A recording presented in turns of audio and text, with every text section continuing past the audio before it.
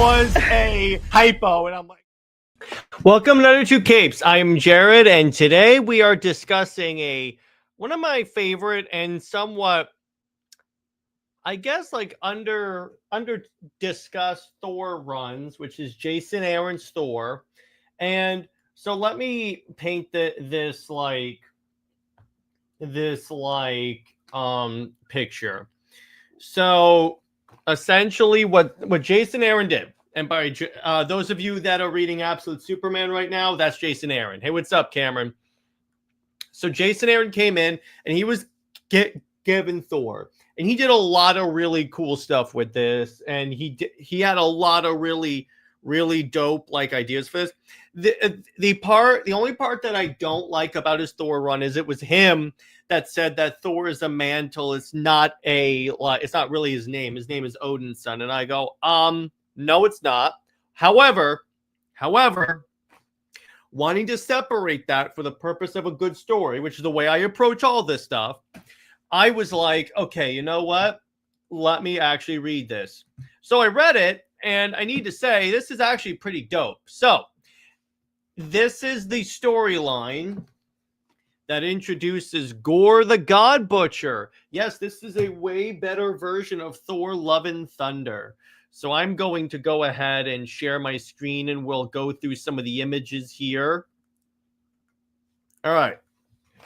Thor the God of Thunder. Excuse me. Excuse me. All right. So, by the way, first off, look at that. Isn't that a dope cover? And the art is by Ribic. He did Avengers versus Aliens. So essentially, what Aaron explores is a lot of Thor's history as like a man, as like still a god, but before he got the hammer, present day Thor, and then future Thor when he's the god of Asgard. And he makes Thor more of like a cosmic character, and so Thor explores and sees that like a lot of the gods are being killed by this creature, and then he goes, okay, why? And then essentially we also see Thor trying to young Thor back in the day trying to measure his progress at being worthy, because that's a common theme of this run. Remember, this is the era of Marvel when Thor all of a sudden became not worthy of wielding Mjolnir, which I thought was an interesting idea at first, but the point is Aaron told a really cool story about it. So then what we get is this is foreshadowing for later. So basically we have the three eras of Thor. Each of them encounter this creature named Gorr the God Butcher, who is a character that has been wronged by the gods. And what we find out is because he essentially, I'll leave this image of Gorr up. So what happened was, much like the movie, and the movie did a moderately good job of portraying this. All right. So Gorr, his daughter was dying. At least I think I remember this the way it works. So he prayed to the gods that they would deliver him and his people. The gods didn't, and essentially he created a vendetta against the gods. So what's cool about it is from there, Gorr said the gods don't care about people's worship. All the gods must die. So he went to war against every single god, whether or not it's major or not. And then I love young Thor's about to be killed, and then he brings down thunder, and then we see old and young Thor fight together. And then we also see Napatin City, which is from the comics. And essentially what I liked about Aaron's run is he really explored what it means to be a god. And that's why if I had to put him, see, here's the problem. Because I know someone's going to ask me this. Jared, would he be a good Wonder Woman writer? Here's the problem with that. Whenever he has written female characters, he has written them to the detriment of the male characters, and you can't do that with Wonder Woman. And that's the problem. These are his shadow demons that like he summons. So, which, trust me, reading this, I was like, oh, I could definitely see him doing a lot of cool stuff with this with Wonder Woman. But it's like, do you want to take that risk? Because here's the thing. Because here's the point that I really want to make here. Because DC editorial is more strict than Marvel editorial. And essentially, would they be more strict in how Aaron portrays Wonder Woman? Sure. And I got to say, he's done fantastic jobs at DC. Fantastic. But the point is, when you look at like, I just went through it. By the way, so fun fact. So in his origin story, I'm trying to flip through to that because it's here. His origin story. Okay, so gotta go to the next part. He shows up. Hang on, is this the one? Yes. So this is Gorr and stuff. So he shows up. He finds like he finds essentially two gods that have been fighting. And he sees a sword and like a golden spear. And he sees, all right, this is going to be good. It's like, so essentially it's like, help me. Where were you? Where were you when my children were starving? When my wife was screaming for your help? It's essentially the gods thing. So he summons essentially a suit of armor. And then he eventually finds the Necro sword. That's the thing. He finds Null's sword. And I like what Donny Cates did with this because it's like he referenced something from Aaron's run. It was like, no, that was actually Gorr's sword. And I'm like, okay, that's actually pretty interesting. And so essentially what you have here, the first story culminates in Thor teaming up with his younger self and his future self to beat Gorr. And they eventually do. Hang on, I'm trying to go to the end here. So, all right, you get the idea. So I'm going to go to the next phase of his Thor run because there were quite a few like parts because he was on Thor for like a long time. When Robert shows up, I'll have him go through that. But what's important to understand is that he was also the one that made Jane Foster Thor. And as someone that has read a good portion to all of that era, I will say he told a pretty amazing story. He also told a story of unworthy Thor so this is after Thor loses the ability to wield the hammer, and I have that trade right here, right there. And essentially, he's like, he really wants the hammer back, but then he's like captured by Thanos. And essentially, Thanos captured him because Ultimate Thor's like Stormbreaker is there and he needs someone to lift it. So obviously Thor does, and then he throws it away because he's like, no one should have this power, which I think is pretty cool. And so, okay, so Jane Foster, let me get to that. All right, I have that trade paperback right here. Well, anyway, here's one of the hardcovers.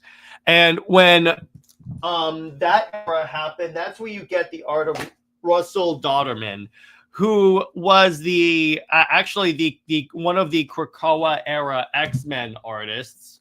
And he has a very, very unique art style that suits women really, really, really well. In a way, I could definitely see him writing drawing maybe a Wonder Woman issue or two eventually. So, okay. So what you find here in this era of Thor, so this is Jane Foster. So Odinson is still Thor, is still like a character, but Thor currently is Jane Foster. That's where you get this, if he be worthy. And here's the thing about this. The problem with this is that you change it and then you make it so like Thor's not worthy and such. And the problem with this is that this run got very weird. Like there was an era where essentially there was a scene where like Thor has to fight the destroyer armor, then every female character shows up. Oh, and by the way, so here's how they show that, and it's like here's Jane Foster Thor, and she like goes out, and she still speaks like Thor kind of, so that's interesting, I guess. But so again, and this is what I love about Dodderman's art.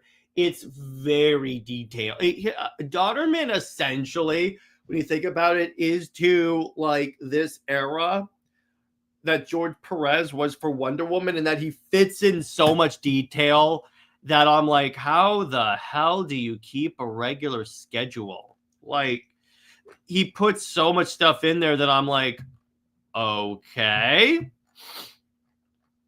And you also discover, this is also where you get the idea that like right here. So this frost giant eats Jane, and Jane just bursts out with thunder powers. And by the way, the War of the Realms event was him.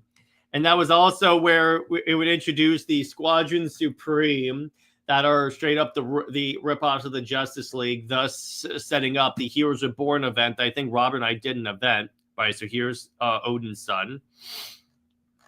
And so what happens here is that at first it's a mystery of who this new Thor is. A few people think it's this new like S.H.I.E.L.D. agent. A few people think that like is like another character. No one suspects Jane because at this point she has cancer and is like dying from it.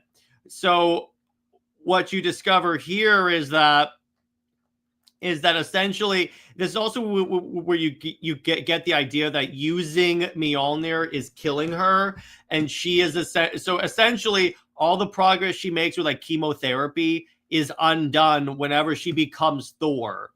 And so it puts in a little bit more of like a sacrifice mechanic into Thor, which I dig a lot because you put a lot of pathos into the character.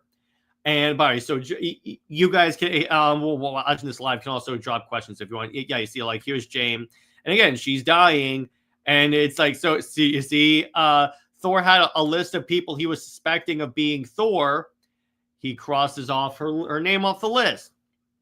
We see this dope helicarrier design, and we see Agent Coulson, and he's trying to figure out who Thor is. But again, no one knows it's Jane. So here's the agent that the agent Rosalind. I forget what her last name is, but this is the other person. And Aaron kind of fakes you out and makes you think it's her when she goes to the blue area of the moon and looks at Mjolnir and stuff. So you think it's her, and that's the interesting part here. And then what's kind of cool, it's a cool moment, is that later I'm trying to get to this. So they're fighting the destroyer, and then a portal opens, and all the female characters show up alongside Odinson. But was it Jason Aaron that made Phoenix's mom? Yes. Can the Phoenix even have? Well, what happened? So the way they explain it is that in his Avengers run, Aaron introduced the idea of the Avengers BC, which was like Thor, the Phoenix Force was inhabiting the body of a Cro-Magnon woman, a Star Brand, a Ghost Rider, and a Black Panther. So Thor apparently had sex with that Cro-Magnon woman, but Odin, and impregnated her, and that's how the baby actually happened. What I love about that is that in the Donny Cates Thor run, what would happen? This is so funny. This is so Donny Cates. He literally has it where Thor meets Freya, and Thor basically explains that like, yeah, you're not my mom. I understand. I know the story. So she goes, listen to me. The first thing you ever told me, you ever said to me was you ever called me was mother. No matter what anyone says, I am your mother. That's almost like Donny Cates saying no. But by that image is actually really dope. I love that. And it's like, yeah, it's all the female characters, and I'm like, it reminds me of that scene in Avengers Endgame when like all the female characters just happen to be in one part of the battlefield, which is kind of cringe. But they had some, again, it's like Dodderman's art. I mean, NJ, can you imagine a Wonder Woman run drawn like this? And by the way, that's Thor's long lost sister, Angela. She was just added to Marvel Rivals. And she was from like a 10th realm of Asgard that was discovered. And what's kind of funny is that she was also started off as a Spawn character, but she was created by Neil Gaiman. And Gaiman sued Todd McFarlane for control of the character.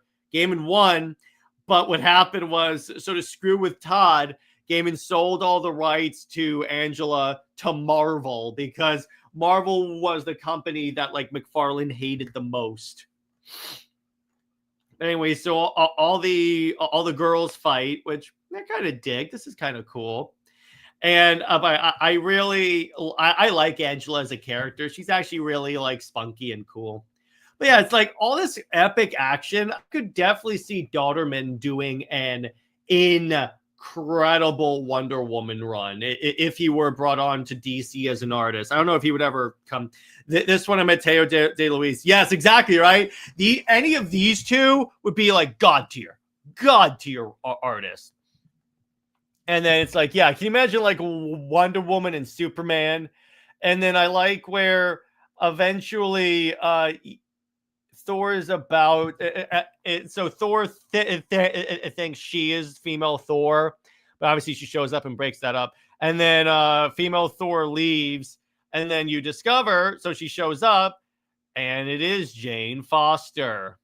And the Thor powers are killing her. So I'm going to let's go to the War of the Realms one. I'm going to go all the way to here. Let's see. Let me go to trade paperback part 2. What is this? Is this the one I want to get to? Nope. Let's go to, because there's an earlier part. Trying to get to because the War of the Realms is where it really like comes together. And this is what sold Dodderman as a good like Wonder Woman artist for me. So actually we have this, and I'm trying to. All right, so yeah, just look at that. That's Angela, by the way. So let me actually find War of the Realms here because it should be here.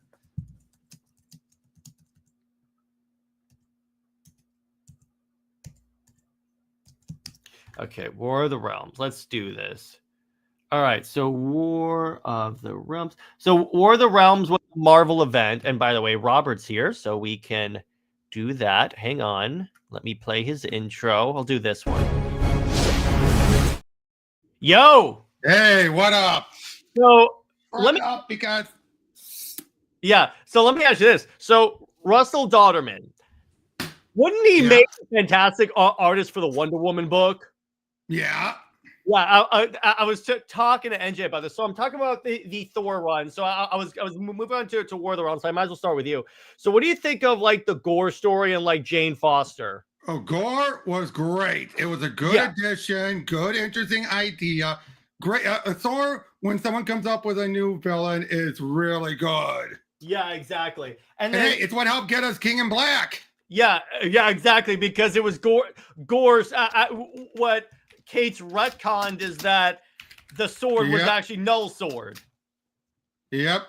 But the other thing is that, so with Jane Foster as Thor, for the story he was telling in the run, I liked it. Except I wish he didn't have to change Thor's lore in order to do that. Yep. But then you had to come up with stuff like, oh, Thor, the hammer is sentient and it prefers Jane.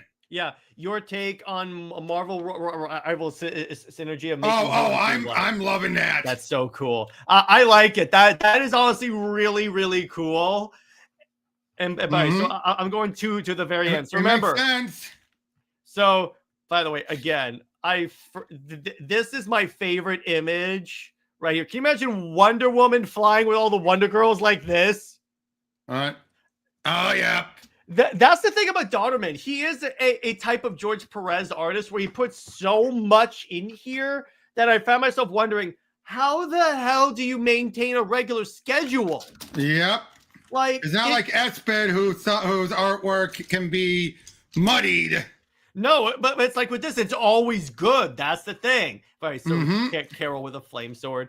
So War of the Realms was like the big event of like. It took all that time to build up to, and I'll tell you, and I can say, be honest, a lot of the build up wasn't worth it, and not worth. Once to say it wasn't worth it, but it was more of a case of a lot of the build up felt like not really much build. It was slow.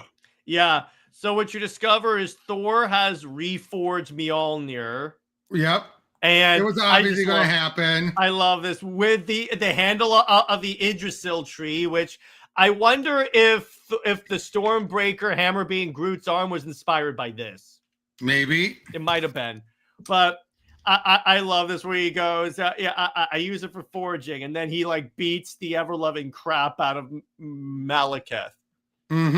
And Jane sacrificed. That's probably the one thing that really got a little put down was that you have Malek from doing it from the movie, and they wasted it there. That is such a downgrade. As much as I like Thor 2, no. He got screwed if you ever saw the deleted scenes. Yeah, exactly. And okay, but if you brought about why Aaron we do not want Aaron on Wonder Woman. I brought that up because so I said broadly, and you can expound on that, is that when he writes female characters, he tends to write them from at the expense of the male characters. Now, the only question, the unknown is for Aaron, is would DC editorial check him? Which I still maintain there is a chance, but do we really want to take that risk? Robert, expound. Okay, for one.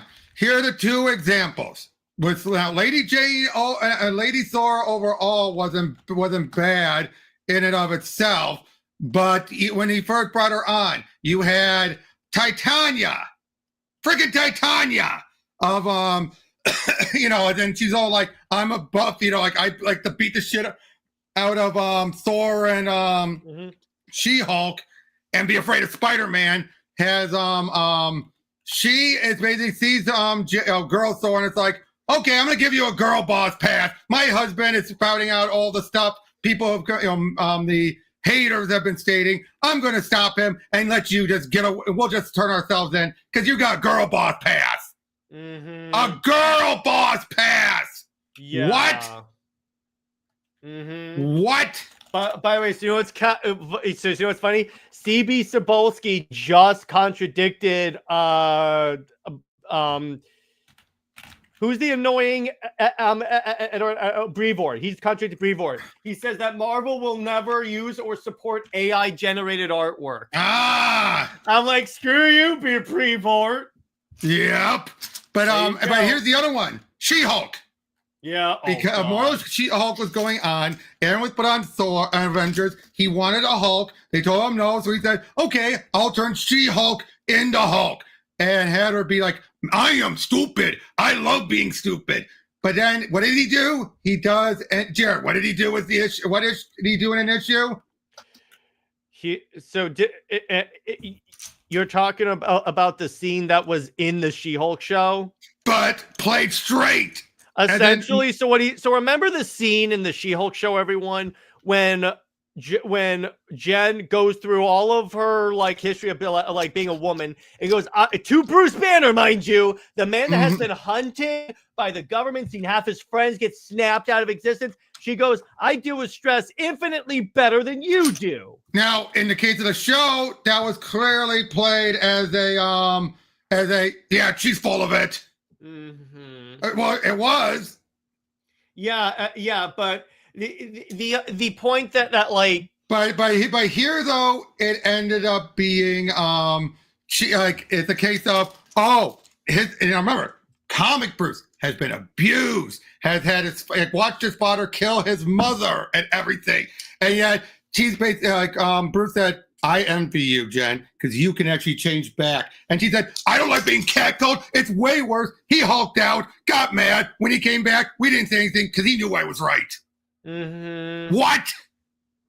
You thought that meant he knew you were right? Yeah, it's and, like, and so and here's the worst part. You know what this contradicts? What? how much Jen loved being She-Hulk, how she used She-Hulk to sleep around. Yeah, exactly. Now, here's the point here. Aaron turned She-Hulk just into female Hulk. Because Jen is not just female Hulk. Yep, and again, she had Hulk, stupid. She had Hulk speak in his Avengers run. Yeah, but she said she loved being ugly and stupid. Yeah, exactly. Because but she the one part that I do like, the one part that I did kind of like is in the run. So he pairs Thor with She-Hulk. And they do the scene where like Jen wonders, does Thor like me as She-Hulk or as Jen? And then Thor's like, I like you either way. That's fine. I'm like, that's Thor. I like that. That's cute. Yeah, no, that is. But then, of course, it got so bad. Even the Mary Sue was trashing him. And that's when you know it's bad. And Aaron didn't care. The only reason he dropped it was because the upcoming show, he had to let her go and revert her. Otherwise, he made clear he was never on his own term ever. He wanted that to be permanent. Yeah, and I'm like, that's dumb as again. Hell. That's Aaron. And he thought he knew. The fact that he does issues where he mocks everyone who complains. I'm going to be honest. If you think Trinity is bad now, if Trinity were written by Jason Aaron. Or created by her even. Or created, Robert. As much as I don't like Tom King, this would be worse. It would have been worse. I know that no one expected me to hear that. Now, here's the thing. Jason Aaron is doing great at DC on the books he's given. So that's we're not saying he's a horrible writer because he's not. He's a great writer. Matter of fact. He's a great writer. It's like he needs to be editorially checked. Now, here's the thing. His Thor run, for the most part, besides those little points, really good. Exactly. Like, if I had to rate it, I would give it a solid 7.5 to 8 out of 10, in my opinion. Now, I'll give you one other issue, and this also is a problem with Aaron as a whole. He will use ideas other creators have done, but then claim they're his ideas. So he's like Tom King. I'd say even more flippant than Tom King. Oh, really? Like, what do you do? Okay, there you have Lady Thor. There was Thor Girl. Oh, yeah. You had Odin seemingly move on and let Thor take over. Happened before. Twice. Not anything new there. I see. That's funny. You know, but yeah, in fact, both of those more recently were done, and the last time those both were done was under Jurgen's run of Thor. NJ says, bro, at least he wouldn't make her a Bat Family character. She would be a Wonder Woman character despite being poorly written. I think she's saying compared to Tom King because Tom King is I get that. No, I get that. I understand that. That's faint praise, you know. Trust me, NJ. Trust me. As much, he wouldn't have that, but he would find something that he would do something that would piss all of us off. Trust me. Oh, probably would. I hate to say, the Matrix probably not that far from what Aaron would have done. The what? The current villain. Yeah. But probably that'll be Trinity. Yeah, exactly. Knowing Aaron, he would have to be Trinity. Yeah, exactly. But it's like, so that's the thing. Aaron is one of those writers that it's hyper dependent. You need a leash. Yeah, and it's hyper dependent on the character he's given. When he's writing Thor Odinson, really good. Like he makes people sound like gods, and that's what you want for a god. And you have, again, Jane as a whole, I would say the worst of Jane was done by other writers. Yeah, exactly. Jane Foster by Aaron, pretty damn, and even when he made her Valkyrie. Oh yeah. Now, Grant, again, that whole girl boss pass moment. It's bad, but it's few and far between compared to other writers who really took the ball and ran with it. Yeah, exactly. And I keep saying this: Lady Thor, at least had a story purpose, unlike Riri, who had no story purpose. Even Sam had a story purpose. D-Rose says if he has his writing was around this time, the art was always top notch. Yeah. Oh yes. My God, yes. Oh yeah. My God, yes. This Ribic. He had the best. He's like King. He had the best artist at Marvel on this. Yep, but I still say though. Again, now Cates would eventually undo some parts of his run. I was just bringing up the hilarious one where Freya goes, no matter what anyone says, I'm your mother. You said mother to me first. You're my name. I changed your diaper and everything. When you said mom, you said it to me. That's my because that's the problem with Aaron. He had twice by two different creators contradicting everything from him. Cates contradict the Thor stuff, and Ewan contradict the She-Hulk stuff by stating, "Don't take how she is currently seriously. She just got warped by the Green Door. She'll be back to normal." That's what I love. I love how Cates is that type of writer who will do something like that. I mean, because let's be honest about Aaron's Avengers. That was just a place to keep him content. Yeah, because it didn't amount to anything.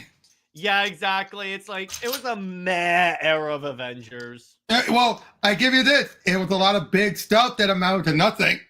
Yeah, exactly. The best part is I love where at the beginning of the run, it's Thor, Iron Man, and Cap just sitting around saying, "We've been through the ringer, haven't we? You've been a Hydra agent. I've lost my arm. You've been in a coma." Yep. Oh yeah, but that was another thing that Cates had done. He made King Thor not the definitive future. Mm-hmm. Which, let's be honest, we all saw that coming. Well, yeah, and again, it's like we've said before, comics don't like to have a definitive future. Yeah, but the fact it was that quickly, and he then had to be that because of what happened during the Aaron run where Mangog and the Mjolnirs, the old sentients, sacrificed themselves. Turns out it permanently tainted the Hammer Spirit goddess. Mm-hmm. He then destroyed the sentients. Cates got rid of that. Okay, I see. So it's like, oh, that's a screw you to Aaron if I ever saw one. Yeah, exactly. Although that same arc also had with a screw you to JMS because he destroyed that Oklahoma town. Oh, yeah. You mean Broxton. Yep, Broxton. Yeah, I love in his Cap run where he referenced that. Yep, and he does the restore point. Yeah, I love that. That was so because that was like my first Marvel book I ever read was Siege. Yep.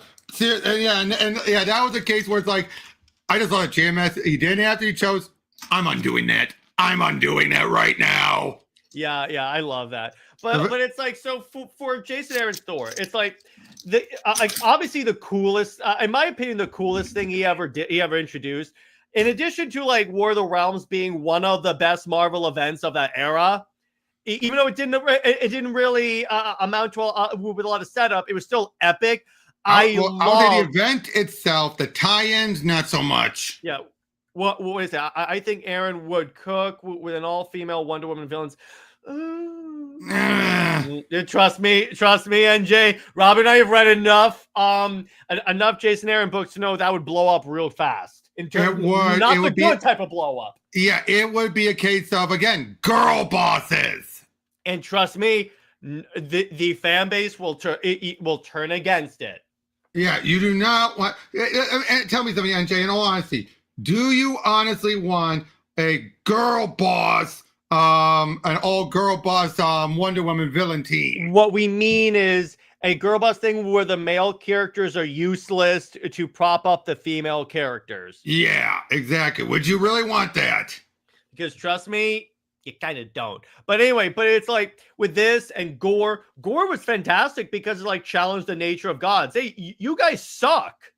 Exactly. That's the cool part. And that's the sad part is at the very beginning. There you go. Yeah, the very first part of Thor Love and Thunder is the best part of that movie. It's straight up that.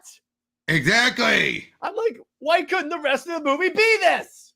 Exactly. That's the funny part. As soon as the Thor movie came out, I literally held this up. I read this when the movie came out, and I was like, obviously they couldn't do the 3 Thor thing. Right. But I'm like, you couldn't just do most of this? Yeah, like seriously?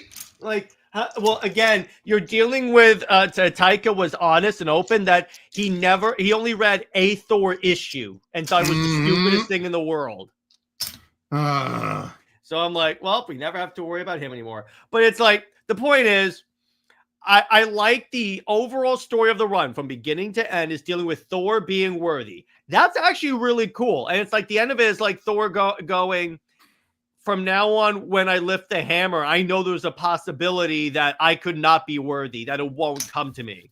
Exactly. And I'm like, that is honestly really cool. Every time he holds up his hand, he's hoping, please be. It's like in Avengers Endgame where he's holding out his hand. He's like, please, please, please. I'm still worthy. Yep.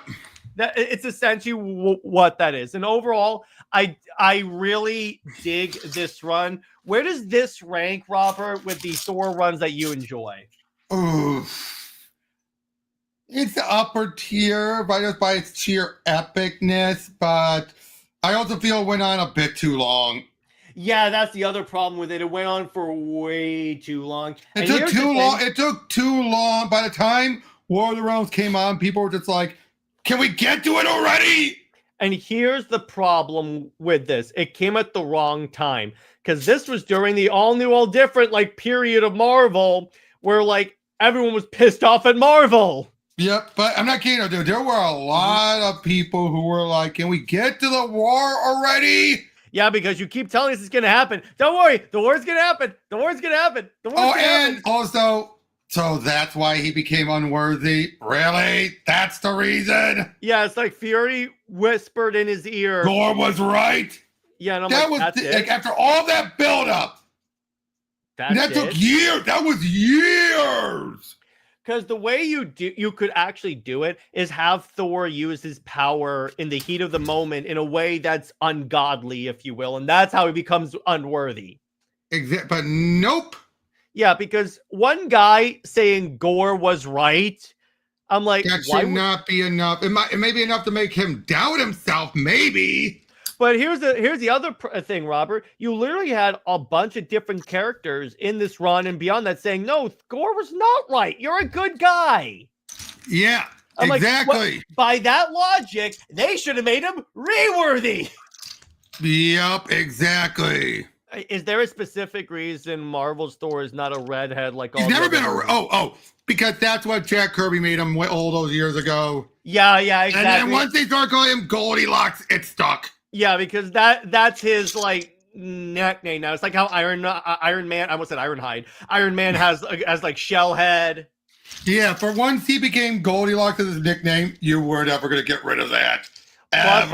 Plus the fact when you bring into effect the Donald Blake like part of it, where like he technically at the beginning switched places with someone. That was it. Yeah, it went. In fact, the whole idea about Donald Blake being, not a real person didn't come until Simonson's run. Yeah, exactly.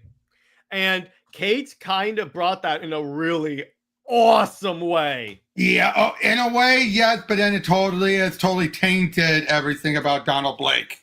Well, yeah, but I'm like, okay, that's a cool place to take it. So a hard. And Ewing is doing great with it now. Oh yeah, Ewing is one of the best modern comic, even though he threw Joe Bennett under the bus after Immortal Hulk after Hulk ended. True, but true. But, regardless, just separating art from the artist, fantastic. Mm-hmm. He's the one doing Green Lantern, right? Yeah, absolute Green Lantern. Yes. So good. Yep. One now that's finally reached its stable point. Yeah, exactly. He's doing well. His Thor run is actually solid. Oh, yeah. That and PKJ's Hulk are the two solid runs. Yeah, exactly. Both are having that haul. It's a 3-act story. Yeah, exactly. They're doing really great, and I'm glad they are because both of those writers deserve that success. Yep, especially after Ewing got screwed over with Venom. Yeah. I'm sorry. That is so obvious. He is so obviously being screwed on Venom. That man has the patience of a saint to endure everything Niccolo put him through. But Niccolo's not doing the Venom stuff. No, but let me put it this way. He had to deal with the status quo that he had. Oh, yeah. But it feels like he was screwed the whole time constantly. By the way, we're up to 12 issues on Thor before we get to 800. Oh, hell yeah. They need to do a clear this Mortal Thor is going to last up to that. Yeah, and then then we'll get the final act. Which again, so I really dig. Yeah, it's like that's really dope. And for 800, they should do like a thing where each of the classic Thor writers that are still alive and like some of the modern ones. Oh, they've done that before. That was one thing Kate's did. They need to. That'd be really fun. Yep. Although I gotta say the fact that you have Donald Blake now in the head, leading up the serpent, the serpent squad or whatever society. Okay. It's like, of course. Yeah, exactly. Because he's now the Midgard serpent. Yeah, exactly. But overall, I think that at the very least, because here's the fun part. Let's talk about Jane Foster briefly before we wrap up. Mm-hmm. Because that's the legacy of Jason Aaron's run on this, is Jane Foster. The cool part about it, the minute he brings up the idea that every time she uses the hammer, her chemo is undone. Oh, I love that, because it's healing her. Yeah, and it's like that brings up the idea. It's a very Wonder Woman concept of the world comes first. Yep, exactly. And I'll say the mystery was a good mystery to a point. Yeah, I liked how they handled it. It's like, because for like the beginning of it, you don't know who it is. And even Thor, I like the scene where it shows Thor like checking off who it's not. And then it's like, he checks off Jane Foster because he's like, no, there's no way Jane would. Oh, there's another thing. Ladies, Jane Foster, Thor, but what if did it first? Yeah, I know. That's the funny part about it. Yeah, but again, Aaron just acts like, my idea. Yeah. My idea. Mm-hmm. It's just like, yeah, but it's like I said, the big problem of this was it went on too long. It got affected too much by other events. Mm-hmm. And some of the stuff said about Thor was not like, Aaron clearly did not fight hard enough for Thor to say Thor would not join Hydra Captain because he's the hammer. That's the other part. Because this was the Unworthy Thor saga was happening around the time of Secret Empire. There's no way Unworthy Thor, even if he had the hammer, because the first thing Unworthy Thor would say if he saw Hydra Cap lift the hammer, he goes, "There's something wrong with that hammer." Instead, he just feel like he must be worthy. Yeah. Now, granted, that was more Spencer writing it, but still, you had Aaron didn't even try to contradict it at all. Yeah, exactly. And I'm like, no, there's no way. That's the part I hated the most about Secret Empire is which characters sided with Cap. Like Punisher? No! He kills Nazis. There's no way he's gonna work alongside Hydra. Unfortunately, it's I'm like, there's no way. Like, the minute he says Hail Hydra, because his idea, everyone, was, okay, so if I help Cap, he's going to bring back my family. That's not a Punisher. In fact, he would go like, they're zombies. It's not my family. By the way, I did like during the Secret Wars, you had Thor meeting up with Ultimate Thor. Mm-hmm. That's cool. And then you had the War Thor with Volstagg. Yeah, and I also liked on that, it's like in the Unworthy Thor miniseries, you had Thor fighting Thanos for the Stormbreaker hammer. Well, the Ultimate Thor hammer, essentially. Yeah. Oh, yeah, the axe. Yeah, that was cool. I definitely dug that. But yeah, so there's a lot of good stuff in this run. There's some bad stuff. Luckily with this, and I don't know about you, Robert, this is the occasion where I don't think the bad outweighs the good. Oh, there was one other thing that bothered me. Okay. Thanos deciding, screw death, I'm going to bang Hela. Yeah. What? Do you think King would ruin Thor at the same level of Wonder Woman? I was thinking about this, Robert. The one Marvel character that I think King could do a great run on, because it fits his personality, is Punisher. Oh, yeah, agreed. But would King ruin Thor? I don't think so. It depends. I don't think he'd want to write Thor. Yeah, I don't think he would. I think he would stay with the more Thor is too complicated. Because then you have to worry about all the cosmic and the mythology. And let's be honest, Thor has a much bigger roster of characters to deal with or ignore than even Wonder Woman does. Yeah, so I'm like, there's no way. It's too big. It's too big. Yeah, exactly. That is the one downside with Thor. You're dealing with a big roster. And it's not like minor characters that not a lot. There's a lot of iconic characters in Thor. Yep, Odin has become one of the major ones. Yeah, exactly. But overall, how do you rate this run out of 10? Out of 10, I'd give it a 7. Okay, that worked. He didn't care to write Wonder Woman either, but here we are. Yeah, exactly. That's true. But even if he was forced to write Thor, I don't think he'd screw it up that much. I don't know. It really depends. You know why? Aaron and Kate's already put him through the ringer enough as it is. Yeah, I still say if there's any Marvel character, I would give him Punisher. Oh, I agree. But you know what I'm saying, though? That's why the other downside with Aaron's run and the led to Kate's run is the constant, am I worthy? Am I worthy? It took you and Pine say, of course I'm worthy. Why should I question? That's a Marvel issue where they keep repeating the same damn story over and over and over again. In the case of Kate's, though, Aaron never really put it back. True. He never really put it back. He was still doubting himself by the end. Kate's just continued it. It took Ewing saying, of course I'm worried. What worthy? How many times has Tony lost his money and company? Okay, again, but that's not a case of of continuing. That's a matter of stopping, wash, rinse, repeat. Yeah, exactly. But anyway, so I think that's a good place to leave it. So this was a great episode. And so, Robert, let everyone know where we can find you. Got a link down below. Check it out. I was going to be continuing on with Happy Hills Homicide today, but things have gotten a little busy. But this weekend, I will be continuing my spooky season. Let's play streamings with Faith, the Unholy Trinity. Yeah, exactly. And Ingrid and I are going to try and see Tron, Ares, and Good Boy. Yeah, exactly. He would have unworthy Thor cry. He's unworthy. Yeah. King would definitely do that. But as for me, so tomorrow, obviously we have CLD and all that fun stuff.